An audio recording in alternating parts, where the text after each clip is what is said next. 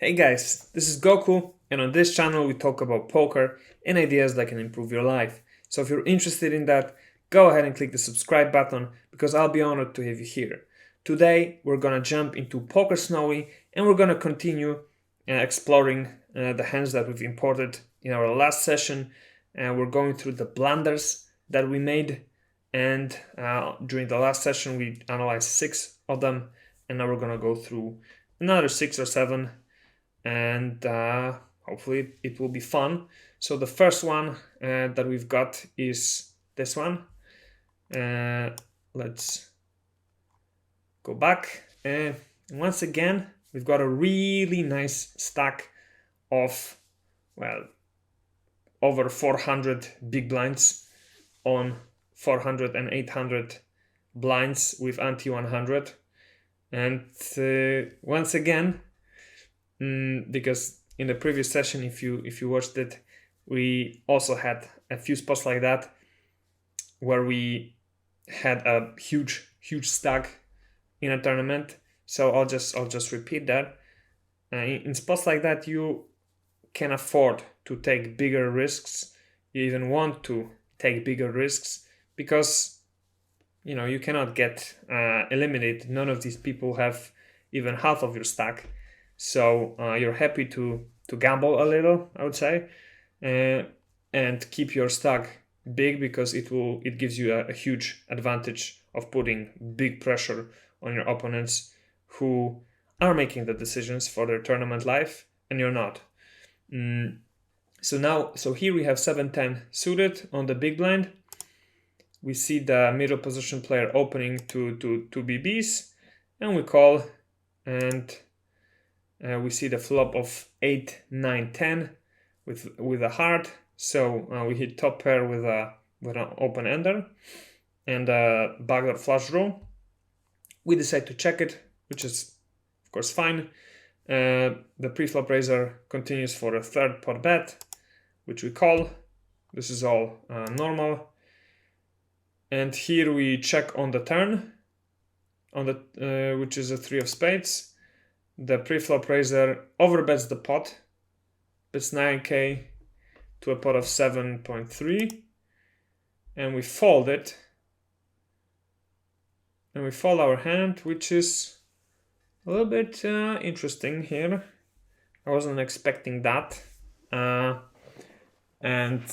what is even more surprising is the fact that Snowy thinks it's a race.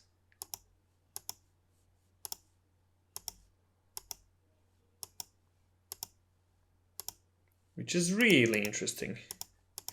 But I think here we should just call it. I mean, sure, we can be already beat by Jack Queen, or a hand like 10-9, or pocket 10s, pocket 9s, pocket 8s,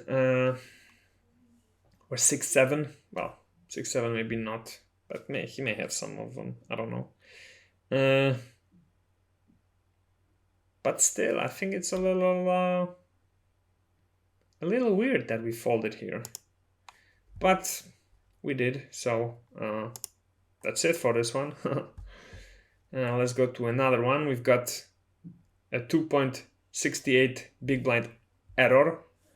So let's check this out. And here we've got pocket deuces, again on a nice 200 big blind stack. And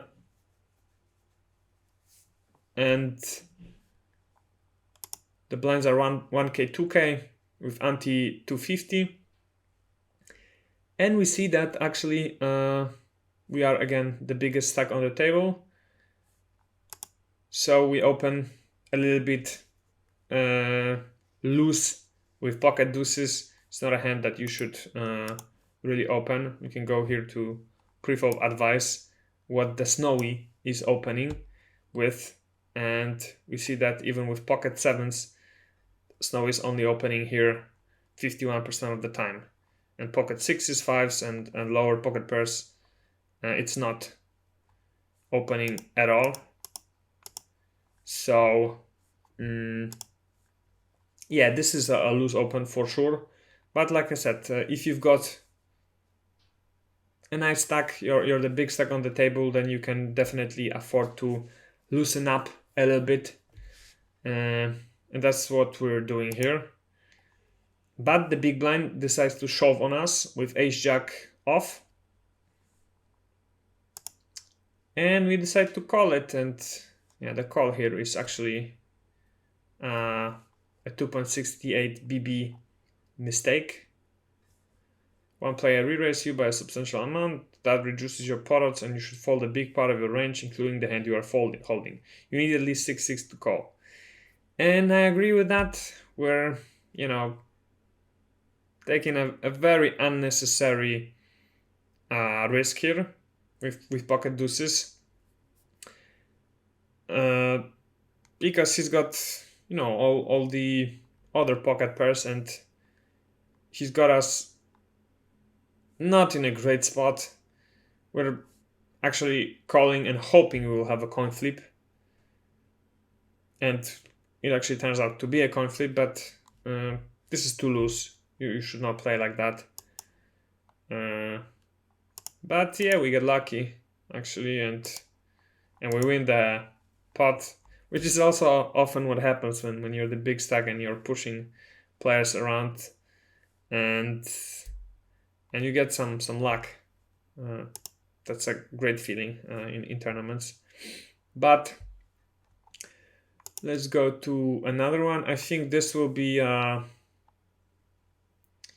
what's that called? These quick tournaments with 3 people. I don't remember. I haven't played for quite a while on stars. But yeah, we have an open to 2 BBs, and just keep in mind. Oh, this is actually a hand played by another player who sent me their hand history to go through. So this is actually not me, but let's check it out. Let's see how Hannah played here. So there was a raise, there was an open to 2 BBs, and this is, you see, 25 big blind stacks. This is this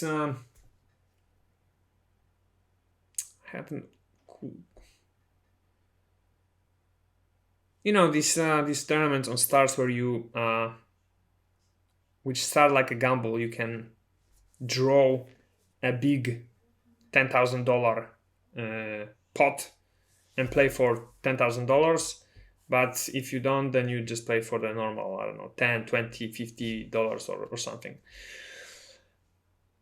Nonetheless, they play a little bit like heads up, I think, tournaments, but quite differently. I never played a lot of them, or even, I played a few.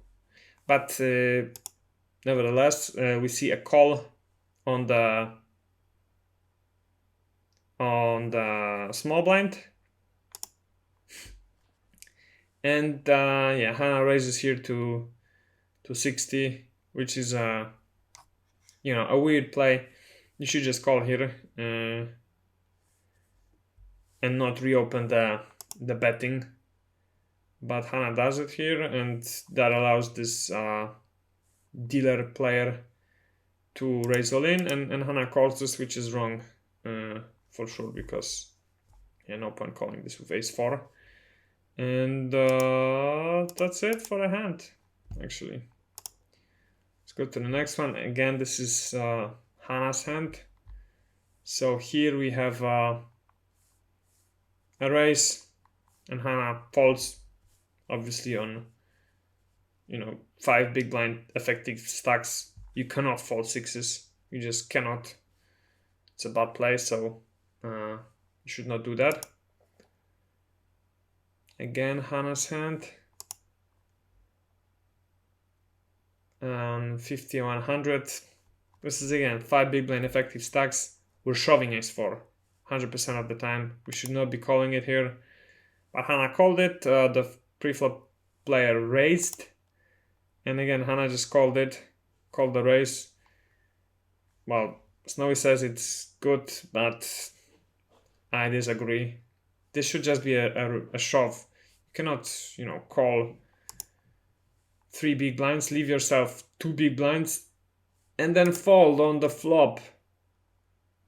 It's crazy. You need to put it all in. This was not a good play. Again, Hannah's hand. King. Oh, this is the same hand, right? No, it's a different one. So King Jack off now. Again, 3 big blind effective stacks. We have to just shove it. We cannot call this. Just cannot. And we cannot fold on and leave ourselves with 1 big blind or less than 1 big blind. It's just a bad idea.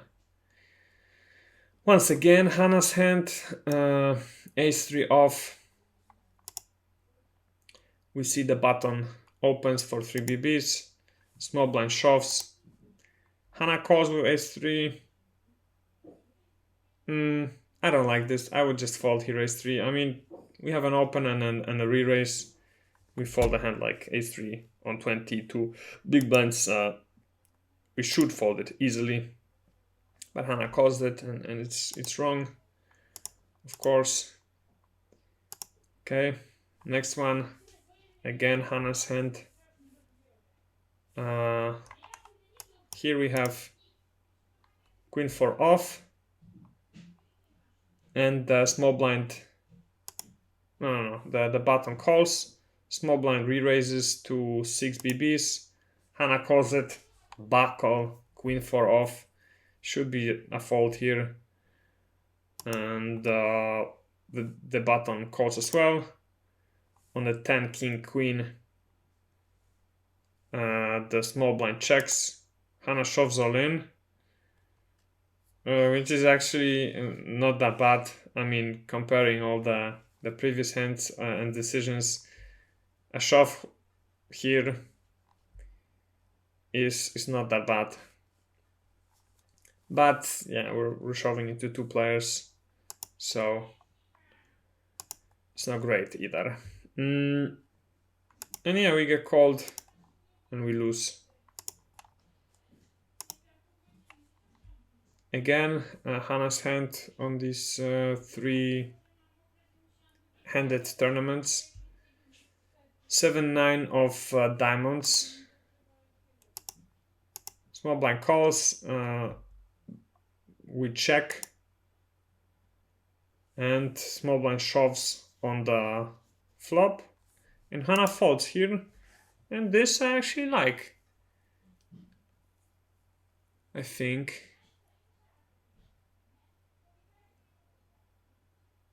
Because there's only 40, there's 2 big blinds in the pot. Right, the small blind puts us all in. We have a second pair with a bad kicker and a backdoor flush draw. This is an easy fold. I don't know why Snowy thinks should be a call. But okay, let's go to the next one. Again, Hannah's hand on 26 big blind stack. We call. Yeah, sure, I would prefer betting, but we call. The big blind shoves, and we call the all-in. That's, of course, a bad play, because we've got 26 big blinds, or 25 big blinds, and we do not need to go all in with king 7 off, right? It's not this point of the tournament where the blinds are so big that we've only got, 5 BBs effective. Excuse me, stack. So we should just fold it here. Again, Hannah's hand. We have an open from the small blind. We call this. The flop is king, queen, 5 with 2 spades. The small blind bets 3/4. And Hannah raises here. Just mean raises. Yeah, I don't like that either. I think if we raise, it should be on the bigger side here. Or it should be on the bigger side. And I think that the right move is just to call here most of the time. because then we can get the villain to continue betting on the turn. But Hannah just min raises here. The villain calls. You have a queen of diamonds fall on the turn. Villain checks. Hannah bets a little over half pot, and the villain folds. And yeah, this is not bad, actually.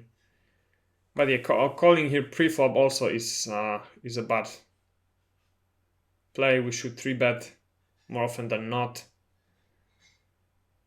And yeah, that's it. Another Hannah's hand. Let's see this one. Small blind opens. Hannah 3-bets just to 1 BB more, which is weird. Maybe a misclick. The small blind shoves, and then Hannah calls. And why would that not be? Why would that be a wrong play?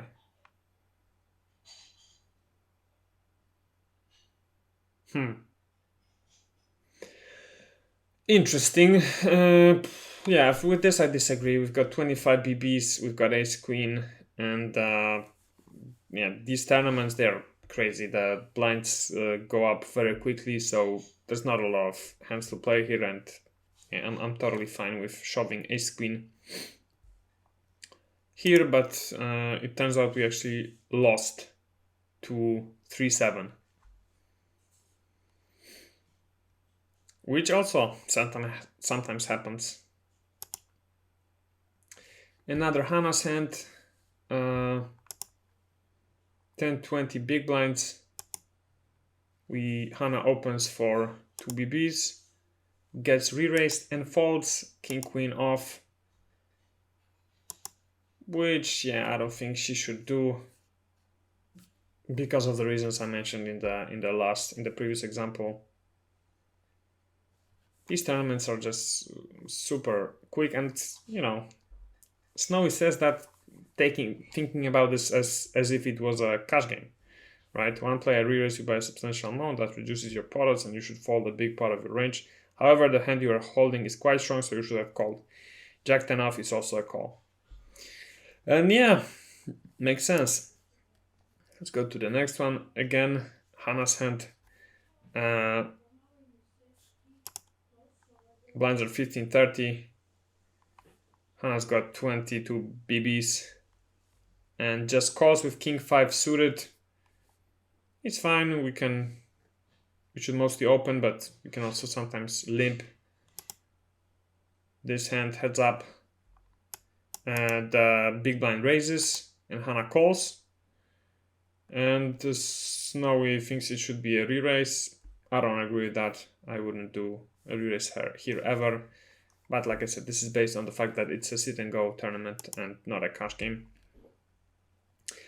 On the flop, oh my god, on the queen 9-4 with 2 diamonds flop, the big blind bets half pot and Hannah folds here. No idea why Hannah folds here. Why did you fold it here, Hannah? Makes no sense. Yeah, Hannah should just ship it here or shove all in. But somehow she folded. Okay, and the last hand, we've got another Hannah's hand. Ace 9 off.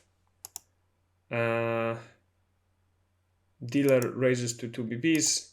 Hannah calls. Flop is 4-7-7 rainbow. Goes check check.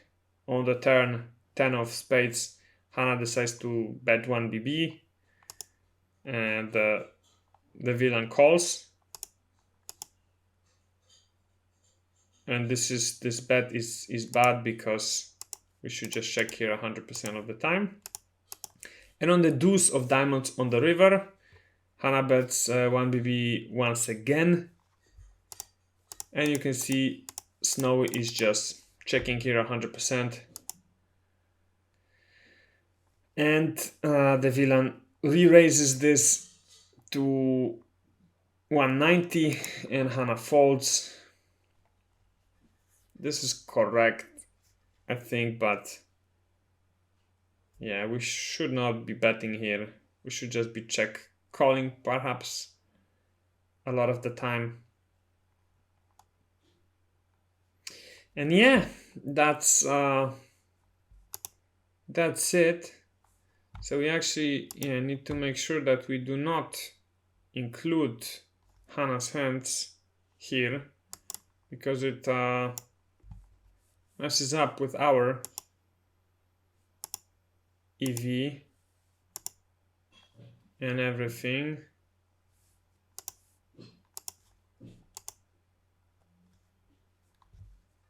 And yeah, that would be it for this hand, for this session, for this video.